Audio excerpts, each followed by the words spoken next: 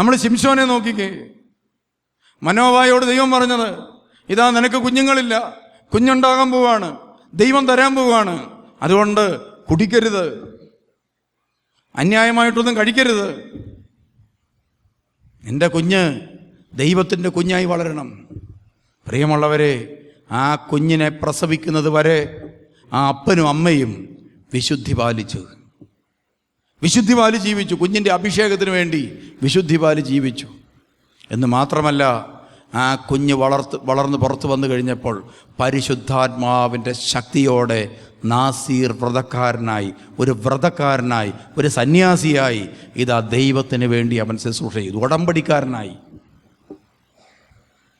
നിങ്ങൾ ചെയ്യുമോ? നിങ്ങളുടെ കുഞ്ഞുങ്ങളെ നേഴ്സിങ് 5 പ്രാവശ്യം എഴുതി പാസ്സായി നിങ്ങളുടെ കൊച്ച്, നിങ്ങൾ നേരുവോ?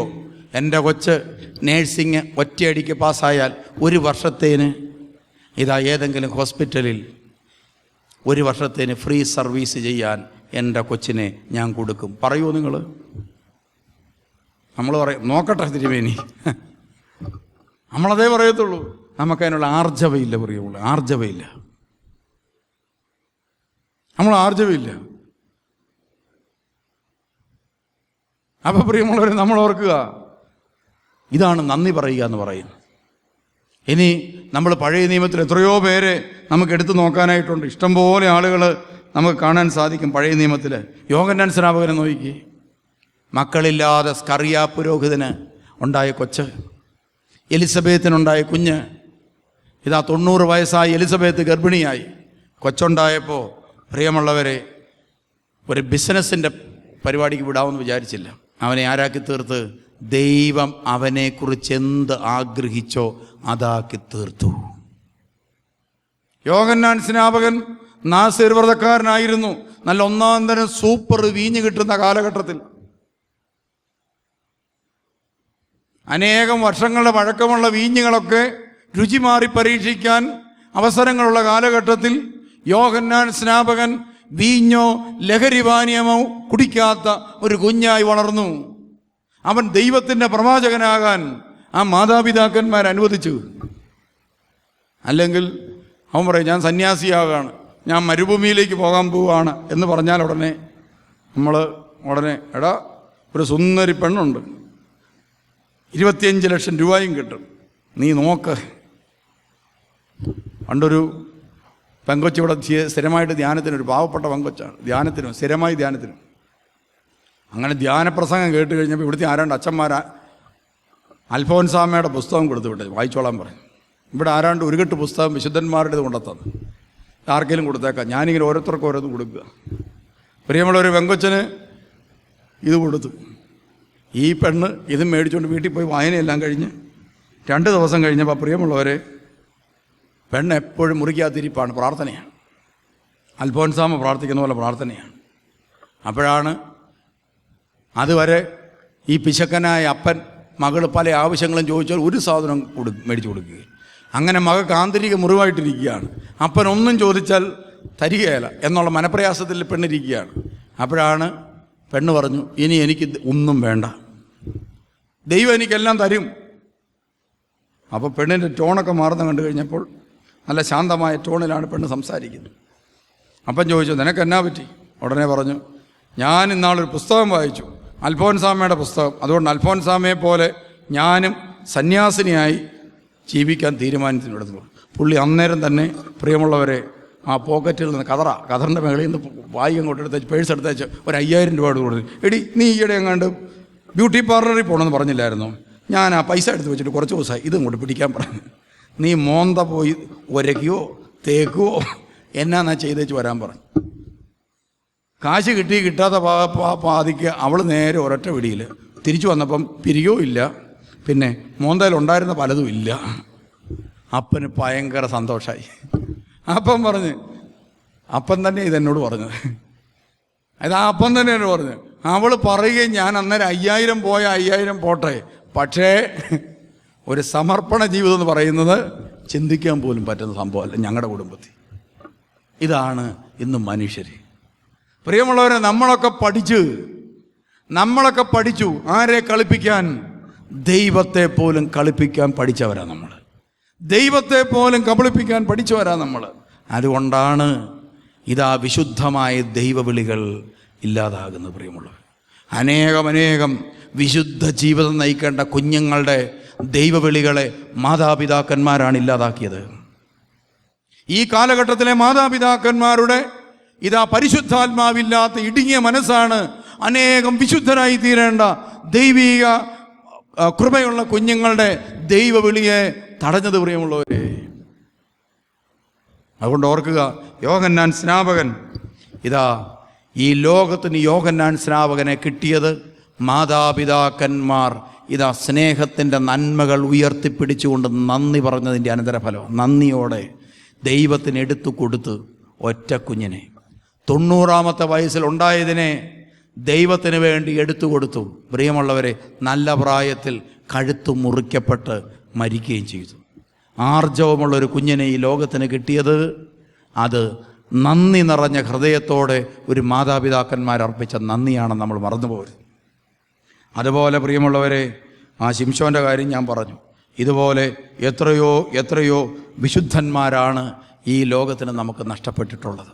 ചിലപ്പോൾ ഒരുപക്ഷെ 2 കുട്ടികളുണ്ടായിട്ട് 3-ാമത്തേതൊന്ന് വേണ്ടെന്ന് വെച്ചപ്പോഴും ഉണ്ടായപ്പോൾ അതിനെ കഴുത്ത് ഞെരിച്ചു കൊന്നപ്പോഴും ഓർക്കുക, ഈ ലോകത്തിന് ഒരുപക്ഷെ ഒരു പ്രവാചകരെയോ ഒരു വിശുദ്ധനെയോ ആണ് നഷ്ടപ്പെട്ടത്. ആയതുകൊണ്ട് പ്രിയമുള്ളവരെ, നമ്മുടെയൊക്കെ ജീവിതത്തെ നമുക്കൊന്ന് ആത്മശോധന ചെയ്യേണ്ട കാലഘട്ടമാണ്. ആത്മശോധന ചെയ്യണം. എന്താണ് ചെയ്യേണ്ടത്? പ്രിയമുള്ളവരെ, നാം ദൈവത്തിന് നന്ദി പറഞ്ഞാൽ അതിലൂടെ വിശുദ്ധിയുടെ രക്ഷയുടെ വലിയൊരു ലോകം പുറത്തു വരും. അബ്രഹാം നന്ദി പറഞ്ഞപ്പോൾ വലിയൊരു ലോകമാണ് പുറത്തു വന്നത്. ഇതാ കൃപയുടെ ദൈവരാജ്യത്തിൻ്റെ ഒരു ലോകം സംസ്ഥാപിതമായി. ആ ദർശനമുണ്ടായി. അതുകൊണ്ട് 2017 ദർശനം രൂപപ്പെടുത്തേണ്ട വർഷമാണ്. ദർശനമുണ്ടാകണം.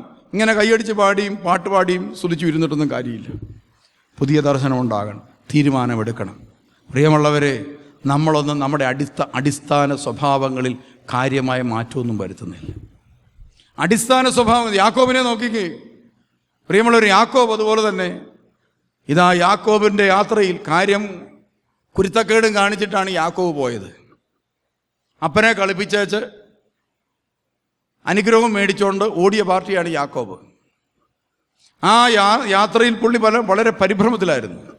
പക്ഷേ ആ യാത്രയിൽ ഒരു കാര്യം യാക്കോബിന് മനസ്സിലായി. കണ്ണടച്ച് കിടന്നുറങ്ങുമ്പോഴാണ് ദർശനം കണ്ടത്.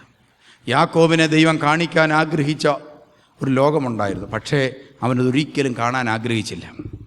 അവൻ അതിനുവേണ്ടി കണ്ണടച്ചില്ല, ധ്യാനിച്ചില്ല, പ്രാർത്ഥിച്ചില്ല. അവൻ്റെ ഉള്ളിൽ മുഴുവനും ഇസഹാക്കിൻ്റെ അനുഗ്രഹം തട്ടിയെടുക്കുന്നതായിരുന്നു അന്ന് വരെ. അതുകൊണ്ട് പ്രാർത്ഥിക്കാൻ നേരമില്ലല്ലോ. 24 മണിക്കൂറും ഇതാ നമ്മളിൽ ഓരോരുത്തരും ചിന്തിച്ചുകൊണ്ടിരിക്കുന്നത് നമുക്ക് ടെൻഷനാണ്. മറ്റൊരുത്തിനെ എങ്ങനെ കുഴിപ്പായിക്കാമെന്ന് ചിന്തിച്ചുകൊണ്ടിരിക്കുന്നതുകൊണ്ട് പ്രാർത്ഥിക്കാനും നേരമില്ല, ധ്യാനിക്കാനും നേരമില്ല. അങ്ങനെയുള്ളൊരു കാലഘട്ടമാണിത്. അപ്പോൾ പ്രാർത്ഥിക്കാനും ധ്യാനിക്കാനും പലപ്പോഴും നമുക്ക് നേരമില്ല.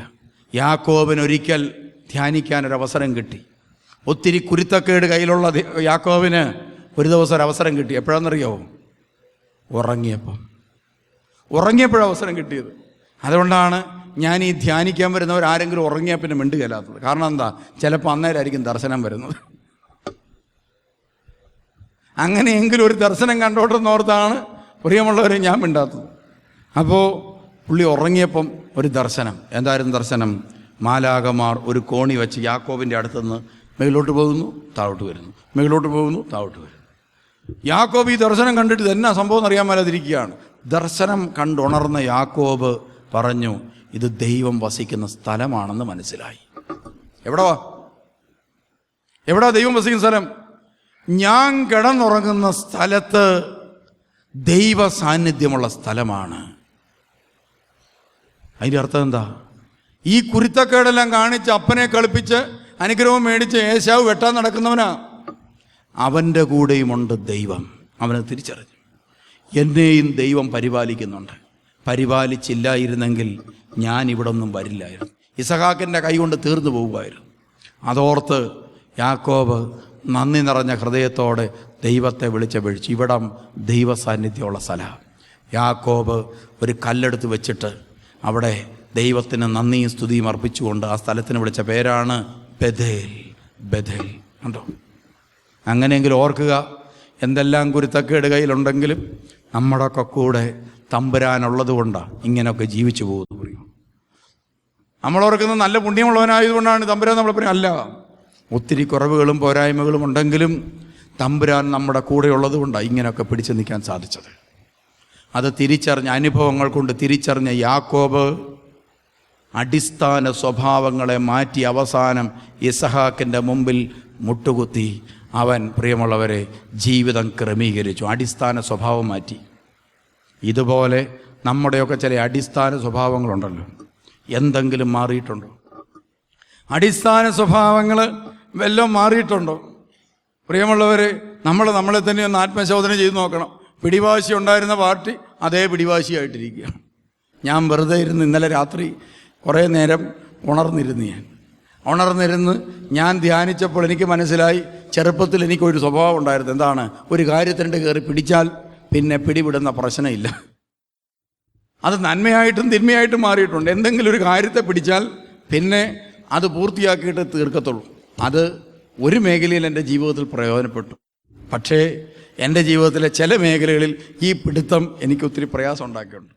ചില നിലപാടുകളിലും ചില കാര്യങ്ങൾ ഞാൻ ഉറച്ചു നിന്നാൽ അത് എത്ര വർഷം കൊണ്ടാണേലും പൂർത്തീകരിച്ചെടുക്കും ഞാൻ. അത് പ്രാർത്ഥിച്ച് 10 വർഷമോ 20 വർഷം കൊണ്ട് അങ്ങനെ ഉണ്ടായതാണ്, പ്രിയമുള്ളവർ, ഈ ധ്യാനകേന്ദ്രമൊക്കെ. മനസ്സിൽ തോന്നിയ ഒരു കാര്യം തമ്പുരാന് സമർപ്പിച്ച് ഒത്തിരി കാലം കൊണ്ടുണ്ട്. ചില കാര്യങ്ങളിൽ ഇത് ദോഷമായിട്ടും വന്നിട്ടുണ്ട്. അപ്പോൾ എനിക്കിങ്ങനെ മനസ്സിലായി, അടിസ്ഥാന സ്വഭാവങ്ങളിലെ ചിലതൊക്കെ ചില കാലഘട്ടത്തിൽ മാറ്റേണ്ടതായിട്ടുണ്ട്. 2017 ചില കാര്യങ്ങളിൽ മാറ്റം വരുത്തണമെന്ന് ഞാൻ അന്നേരം ആഗ്രഹിച്ച് ധ്യാനിച്ചു. നിങ്ങളുടെ സ്വഭാവം വല്ലതും മാറിയിട്ടുണ്ടോ? പണ്ടുണ്ടായിരുന്ന പല അടിസ്ഥാന തിന്മകളും ഇന്നും മാറാതെ കിടക്കുക. നല്ലതൊക്കെ അവിടെ ഇരുന്നോട്ടെ, അത് നിങ്ങൾക്ക് പ്രയോജനപ്പെടും. പക്ഷേ അടിസ്ഥാന തിന്മകൾ, ചില മനുഷ്യരുണ്ട് മനസ്സിൽ പക വെച്ചാൽ ഒരുത്തനെ കൊണ്ടേ പോകത്തുള്ളൂ. അടിസ്ഥാന പക, ചില മനുഷ്യരുടെ പക, പ്രിയമുള്ളവർ, ഭയങ്കരമാണ്. ഈഗോ, അഹങ്കാരം എന്ന് ഇതിനൊക്കെ പറയുന്ന പേര്. ചില സ്വഭാവങ്ങളുണ്ട്. ചില അച്ചായന്മാരുടെ സ്വഭാവം കൊണ്ട് പിള്ളേർ ഗതികെട്ട് പോയിരിക്കുകയാണ്. ചില പിള്ളേരെയൊക്കെ ഇവിടെ കൊണ്ടുവരും, എന്നിട്ട് പറയും ഇവനെ നന്നാക്കി എടുക്കണം. ചോദിച്ച് പിടിച്ച് വരുമ്പോൾ, പ്രിയമുള്ളവർ, ആ കൊച്ചുങ്ങൾക്ക് ഒന്നും നന്നാകാനില്ല. പിന്നെ ആരെയാണ് നന്നാക്കേണ്ടത്? അപ്പനെ അമ്മയാണ് നന്നാക്കി എടുക്കേണ്ടത്. അപ്പോൾ അങ്ങനെ, പ്രിയമുള്ളവർ, ചില ഈ അടുത്ത കാലത്ത് ഒരു അപ്പനും അമ്മയും കൂടെ ഒരു കൊച്ചിനെ കൊണ്ടുവന്നു. ഭയങ്കര സ്ട്രിക്റ്റാണ് അപ്പനും അമ്മയും. ഞാൻ അവസാനം പറഞ്ഞ്, നിങ്ങളിങ്ങനെ പിടിവാശി എടുക്കാതെ, ഒറ്റ കൊച്ചേ ഉള്ളൂ. ഞാൻ പറഞ്ഞു, അവനെ അവൻ്റെ വഴിക്കൊന്ന് വിടാവും, അവൻ ഈ ഭൂമിയിൽ ആരെങ്കിലും ആകട്ടെ. ഉടനെ പറഞ്ഞു, ഞാൻ ഇത്രയൊക്കെ പഠിച്ചു, എൻ്റെ ഭാര്യ ഇത്രയൊക്കെ പഠിച്ച്, ഞങ്ങളെല്ലാം വിദ്യാഭ്യാസമുള്ളവരാണ്. ഇനി എൻ്റെ മോൻ അതിനേക്കാൾ വലുതായില്ലെങ്കിൽ എന്തു ചെയ്യും? അതുകൊണ്ട് ഞങ്ങൾ അവനെ രണ്ടുപേരും കൂടി നല്ല പരുവത്തിനാക്കും എന്ന് പറഞ്ഞിരുന്ന വെച്ചാൽ അവനിപ്പോൾ ശ്വാസം മുട്ടിട്ട് ചാകാറായിരിക്കുകയാണ്. പണ്ട് ഒരു മനുഷ്യൻ ഒരു കഴുതയ്ക്ക് തീറ്റി കൊടുക്കാൻ തുടങ്ങി. അവസാനം ഉപവാസ പ്രാർത്ഥനയായി. ഓരോ ദിവസവും ഈ കഴുതയ്ക്ക് ഇച്ചിരിച്ച തീറ്റി കുറച്ച് കൊണ്ടുവരികയാണ്. അങ്ങനെ കുറച്ച് കൊണ്ടുവന്ന് അവസാനം, പ്രിയമുള്ളവരെ, കഴുത ചത്തുപോയി കഴിഞ്ഞപ്പോൾ കഴുതയുടെ ഉടമസ്ഥൻ കഴുതയെ നോക്കി പറഞ്ഞു, സത്യത്തിൽ എനിക്ക് കുറച്ചും കൂടിയൊക്കെ ഒരു അവസരം കിട്ടിയിരുന്നെങ്കിൽ ഒന്നും കഴിക്കാതെ ഈ കഴുത എങ്ങനെ ജീവിക്കുമെന്ന് ഞാൻ പഠിപ്പിക്കാമായിരുന്നു. ഇതുപോലാണ് നമ്മുടെ ചില മാതാപിതാക്കന്മാർ നമ്മുടെ കൊച്ചുങ്ങളെ പരിശീലിപ്പിക്കുന്നത്.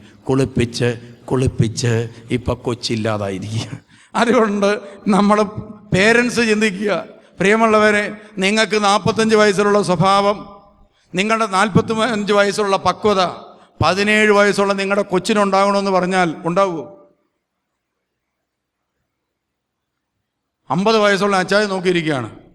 ഞാൻ പട്ടാളത്തിലായിരുന്നു. ഞാൻ പണ്ട് 5 മണിയാകുമ്പോൾ ചാടി എഴുന്നേക്കുമായിരുന്നു. എന്നിട്ട് ഒരു ഗ്ലാസ് വെള്ളം കുടിച്ചിട്ട് ഒരു ഓട്ടം. അച്ചായൻ നോക്കുകയാണ്. മകൻ 5 മണിയാകുമ്പോൾ അലാറം വെച്ച് നോക്കിയിരിക്കും, വിളിക്കത്ത് പോലുമില്ല. എന്താണ്? അവൻ 5 മണിയായിട്ട് വെള്ളം കുടിച്ച് ചാടുന്നുണ്ടോ ഓടുന്നുണ്ടോ എന്ന്. അവൻ 5 മണിക്ക് അലാറം എടുത്തിട്ട് ഒരു ഇടി ഇടിക്കും. എന്നേച്ച് അവൻ തിരിഞ്ഞു കിടന്നുറങ്ങും. കഴിഞ്ഞ ദിവസം ഞാനിവിടെ ധ്യാനത്തിന് വന്ന ഒരു പെങ്കൊച്ചിനെ കയ്യോടെ പിടിച്ചു കഴിഞ്ഞപ്പം അപ്പനും അമ്മേനോട് പറയുകയാണ്, സത്യത്തിൽ അവൾ 5 മണിക്ക് മദ്രാസിൽ എഴുന്നേറ്റിട്ട് പ്രാർത്ഥിക്കാൻ വേണ്ടി എഴുന്നേറ്റിട്ട് ഞങ്ങൾക്ക് ഫോൺ ചെയ്യും. അങ്ങനെ ഞങ്ങളെ എഴുന്നേൽപ്പിച്ചിട്ട് ഞങ്ങൾ അവളുകൂടെ കൂടി പ്രാർത്ഥിക്കുന്ന.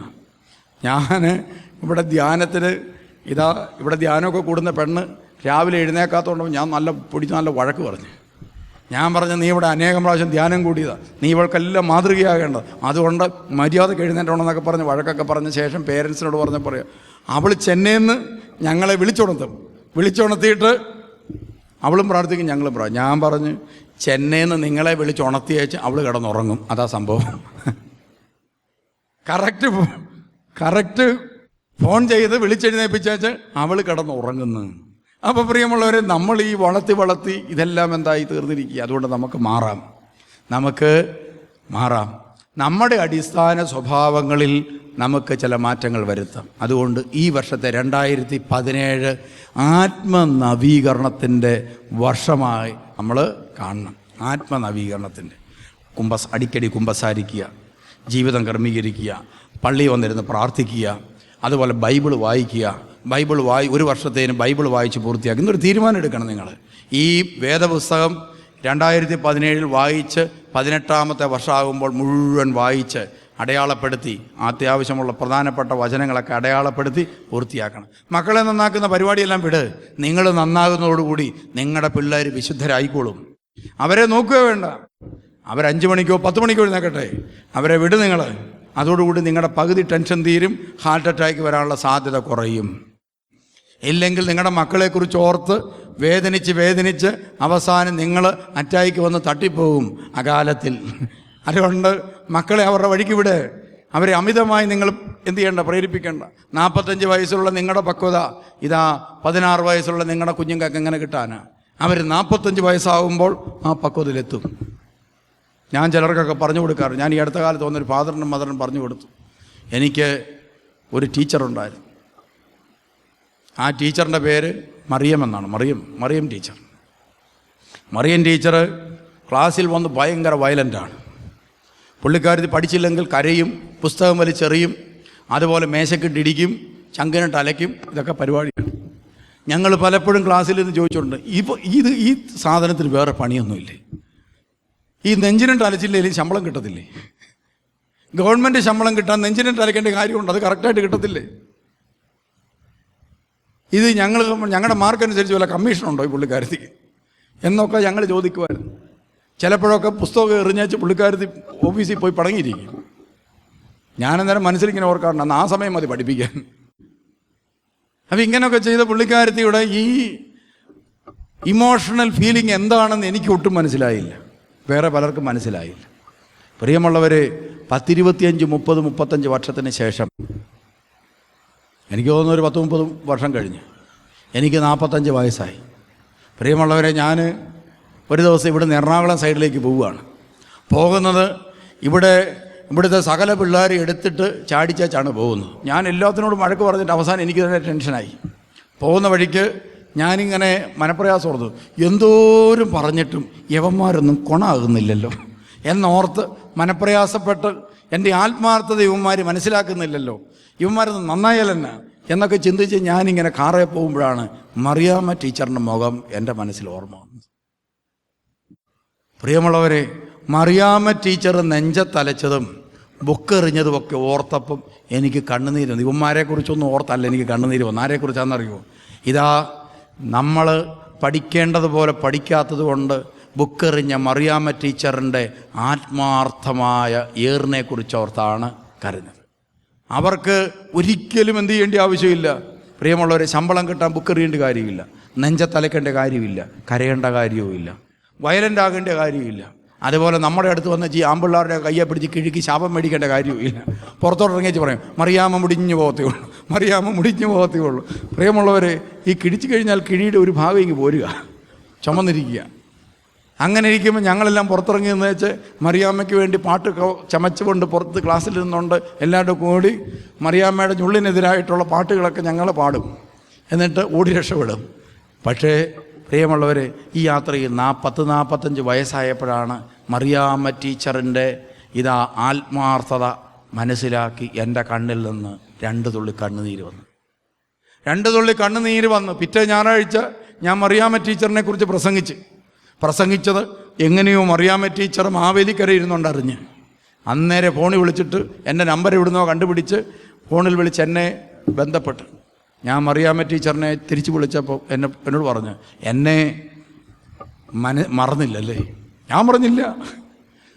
മാത്രമല്ല നെഞ്ചത്തലിക്കുന്നതും മറന്നിട്ടില്ല, ബുക്ക് എറിയുന്നതും മറന്നിട്ടില്ല.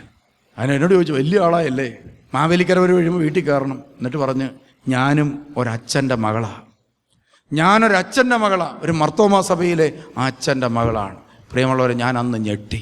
കാരണം പ്രിയമുള്ളവരെ, തൻ്റെ മുമ്പിലിരിക്കുന്ന കുഞ്ഞുങ്ങളോട് കാണിക്കുന്ന ആത്മാർത്ഥതയ്ക്ക് പിന്നിൽ ഇതാ ആ സ്ത്രീ ഒരു വൈദികൻ്റെ കരങ്ങളിൽ നിന്ന് പഠിച്ചെടുത്ത ആത്മാർത്ഥതയുണ്ട്. കണ്ടോ?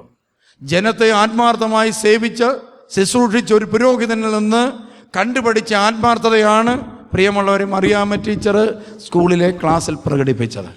അത് മനസ്സിലാക്കാനും എൻ്റെ അക്കൗണ്ട് ബുക്കിൽ വരവ് വെക്കാനും കാലം ഒത്തിരി എടുത്തെങ്കിലും പ്രിയമുള്ളവരെ, അത് മറക്കാൻ എന്നെ കൊണ്ടായില്ല. ഞാൻ അവസാനിപ്പിക്കട്ടെ. അതുകൊണ്ട് പുതിയ വർഷത്തിൽ നമ്മുടെയൊക്കെ ആത്മാവിൻ്റെ നവീകരണത്തിന് വേണ്ടി, ആത്മനവീകരണത്തിന് വേണ്ടി നമുക്ക് പരിശ്രമിക്കാം. നമ്മുടെ ജീവിതത്തെ നമുക്ക് മാറ്റാം, നമ്മുടെ സ്വഭാവ വൈകല്യങ്ങളെ നമുക്ക് മാറ്റാം, കുട്ടികളോടുള്ള ബിഹേവിയറിൽ നമുക്ക് മാറ്റം വരുത്താം, സഹോദരങ്ങളോടുള്ള ബിഹേവിയറിൽ മാറ്റം വരുത്താം, അതുപോലെ അയൽക്കാരോടുള്ള ബിഹേവിയറിൽ നമുക്ക് മാറ്റം വരുത്താം. അടിസ്ഥാന സ്വഭാവങ്ങളിൽ മാറ്റം വരുത്തിക്കൊണ്ട് ഈ വർഷം ഒരു വിശുദ്ധീകരണത്തിൻ്റെ വർഷമായി നമുക്ക് കാണാം. കുമ്പസാരിക്കാൻ കിട്ടുന്ന അവസരങ്ങളൊക്കെ കുമ്പസാരിക്കുക, വിശുദ്ധ കുർബാനയ്ക്ക് അവസരം കിട്ടുമ്പോഴൊക്കെ വിശുദ്ധ കുർബാന അനുഭവിക്കുക, പള്ളിയിൽ വന്ന് ശാന്തമായി വിശുദ്ധ കുർബാനയിലേക്ക് നോക്കി അല്ലെങ്കിൽ ത്രോണോസിലേക്ക് നോക്കിയിരിക്കാൻ കിട്ടുന്ന അവസരങ്ങളൊക്കെ ഉപയോഗിക്കുക. പ്രിയമുള്ളവരെ, നിങ്ങൾക്ക് സമയം കിട്ടുമ്പോൾ അതിലൊരു സമയം യേശുവിന് വേണ്ടി മാറ്റിവെക്കുക.